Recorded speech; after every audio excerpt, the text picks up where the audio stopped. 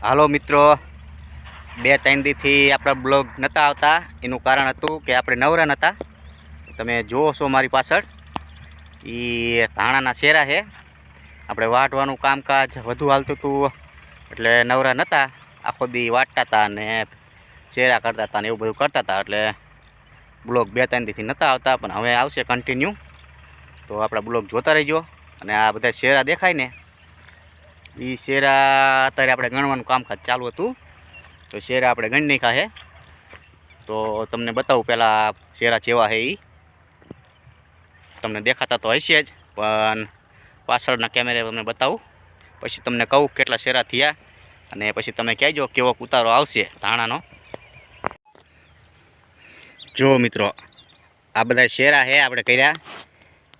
2 દી પહેલાં આપણે વાઢવાનું કામકાજ હાલતું હતું ફૂલ જોશમાં આખો દી, અને 2 દીથી આખો દી હાલે આ શેરા કરવાનું કામકાજ. આ બધા શેરા આપણે કરી નાખ્યા છે, અને હવે કંઈક નવરા થયા અહીં. આ શેરા અત્યારે આપણે ગણવાનું કામકાજ હાલતું હતું, તો આપણે ગણી નાખ્યા છે, અને 600 થયા છે શેરા. તો કેવો ઉતારો આવશે એક શેરાએ, જરાક જાણતા હોય તો કોમેન્ટ કરી કહેજો. જો આ બધા આપણા શેરા જ છે, કરી નાખ્યા છે. બરોબર કર્યા કે ન બરોબર કર્યા એ કોમેન્ટ કરજો. અને ઘઉંને છેલ્લું પાણી પાઈ દીધું છે. 3-4 દી થયા, હવે સુકાય એટલે કાઢવાના છે. લગભગ 20 દિવસમાં નીકળી જાય છે ઘઉં પણ.